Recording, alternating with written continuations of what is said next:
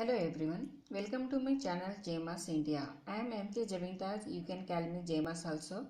Today in this video I am giving you the knowledge about Linux scheduling and Windows scheduling. Okay, coming under the subject advances in operating systems for first sem in M.Tech for CSE branch related to VTU syllabus students. Okay, they can get benefited from this topic, this video. Okay, now let us see Linux scheduling.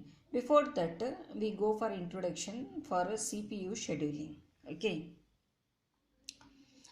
CPU scheduling basically deals with the selection of a process that exists in the memory and ready to execute. The selected process is allocated with the CPU. This function is performed by the CPU scheduler. The CPU scheduler makes a sequence of moves that determines the interleaving of the threads. Okay, first point, programs use synchronization to prevent the bad moves. Second, but otherwise scheduling choices appears to the program to be non-deterministic. The scheduler moves are dictated by a scheduling policy. A general overview of scheduling is depicted by the below representations, that is Windows process scheduling and Linux process scheduling. Okay, now first let us see Windows scheduling. Here Windows 3.1 XS used a non-preemptive scheduler, meaning that it did not interrupt programs. It relied on the program to end or tell the OS that did not need processor so that it could move on to another process. This is usually called cooperative multitasking. Windows 95 introduced a rudimentary preemptive scheduler. However, for legacy support opted to let 16-bit application run without preemption. Second point, NT based versions of Windows use a CPU scheduler based on a multi-level feedback queue with 32 priority levels defined. It is intended to meet the following design requirements for multi-mode systems.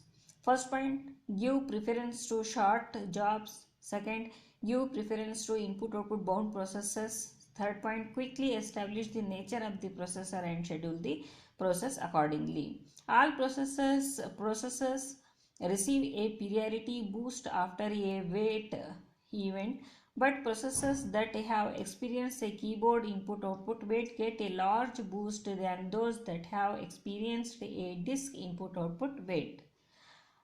Foreground processors give the given higher priority. Third point about it is Windows XP uses a quantum-based preemptive priority scheduling algorithm. The scheduler was modified in Windows Vista to use the cycle counter register of modern processors to keep track of exactly how many CPU cycles a thread has executed rather than just using an interval timer interrupt routine. This is all about the Windows scheduling. Now let us see Linux scheduling. In Linux process scheduling, from version 2.6 to 2.6.23, the kernel used an O1 scheduler. The completely fair scheduler is the name of the task scheduler which was merged into the 2.6.23 release of the Linux kernel. It handles CPU resource allocation for executing processes and aims to maximize overall CPU utilization while maximizing interactive performance. It uses red black trees instead of queues. Okay. Two classes of processes are real-time or soft deadlines. Second, time sharing algorithm. Normal processor scheduling uses a prioritized preemptive credit based policy. Scheduler always chooses process with the most credits to run on. Each timer interrupt, one credit is deducted until 0 is reached, at which time the processor is preempted. Okay. Then if no ready process Then all credits for a process calculated as credit bar 2 plus priority. Last point about it is this approach favors input output bound processes which do not use up their credits when they run. The round robin and FIFO scheduling algorithms are used to switch between real time processes. Okay. Now let us see some differences between comparison between the Windows and Linux. Okay, first I tell about the Windows points, then go to the Linux process. In Windows, address space, handle table, statics, and at least one thread. No inherent parental or child relationship. Thread basic scheduling unit. Fibers cooperative user mode threads. Windowing. Windows has a learn kernel mode windowing subsystems. Two scheduling classes: real time fixed priority 16 to 31 and dynamic priority 1 to 15. Higher priority are favored. Priorities of dynamic threads get boosted on wake-ups. Thread point priorities are never lowered. Most threads run in variable priority levels. That is, priorities 1 to 15. A newly created thread starts with a base priority. Threads that complete input-output operations experience priority boost but never higher than 15.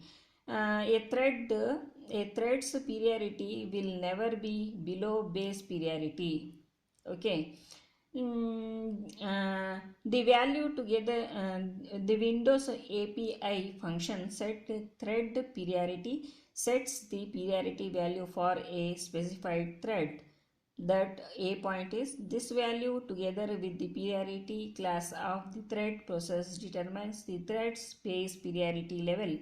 Second, Windows will dynamically adjust priorities for non-real time threads. Okay. Eighth point is real-time scheduling in Windows. Windows XP supports static round-robin scheduling policy for threads with priorities in real-time range, that is from 16 to 31. Threads run for up to one quantum. Quantum is the reset to full turn on preemption. Priorities never get boosted. And the ninth point is real-time threats can starve important systems services such as CSRR, CSRSS.exe, CE sorry SE increase base priority privilege is required to evaluate a threat's priority into real-time range. Okay. 10th point is some system calls and DPC or APC handling can cause priority inversion. Scheduling time slices in Windows. The thread time slice quantum is 10 ms to 120 ms when quanta can vary has one of the two values. Okay, Windows NT has always had a O of one scheduler based on pre-sorted thread priority queue. In Windows Vista SP1, the time slice varies manual user setting Windows Boost as well as automatic Windows Boost. Okay. Then in Windows Vista SP1, CPU partitioning is not possible. Scheduler load balancing is not possible. Okay. Now let us see about the points about Linux. Okay. Process is called a task. Basic address space, handle table, statistics, and parent or child relationship, basic scheduling unit. Okay. Threads. No threads per SE. Task can act like Windows threads by sharing handle table, PID, and address space. Third point is P threads, cooperative user mode threads. Windowing Linux has a user mode X Windows system, has three scheduling classes: normal priority 100 to 139, fixed round robin priority 0 to 99, fixed FIFO priority 0 to 99. Lower priorities are favored. Priorities of normal threads go up decay as they use CPU. Priorities of the interactive threads go down boost. Most threads use a dynamic priority policy, normal class, similar to classic Unix scheduler. Second point, a newly created thread starts with a base priority. Threads that block frequently input-output bond will have their priority gradually increased. Threads that always exhaust their time slice CPU bond will have their priority gradually decreased. Nice value sets a thread's base priority. A large values is equal to less priority, comma lower values is equal to higher priority. Valid nice values are in the range of -20 to +20. So third point is non-privileged user can only specify positive nice value. Real-time scheduling in Linux. Linux supports two static priority scheduling policies, round robin and FIFO, first in, first out, selected with the shared set scheduler system call.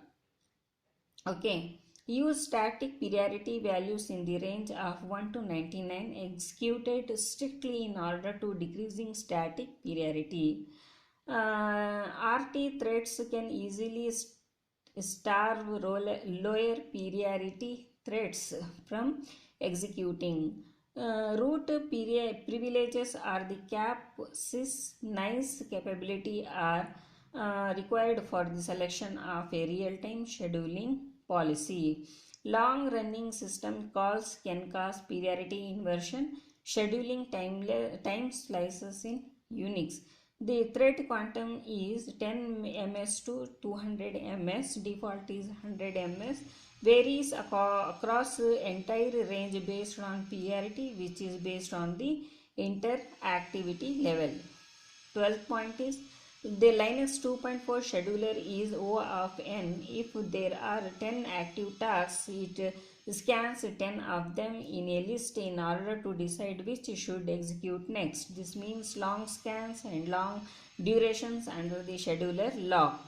13. The Linux 2.6.28, the time slice does not vary manual user setting, window boost and automatic window boost. Okay. Then 14th point is in the Linux 2.6.28 CPU partitioning, that is CPU sets, is possible. So last point is scheduler load balancing is possible. This is all about the Linux scheduling and Windows scheduling in operating system. I hope you have understood. Thank you.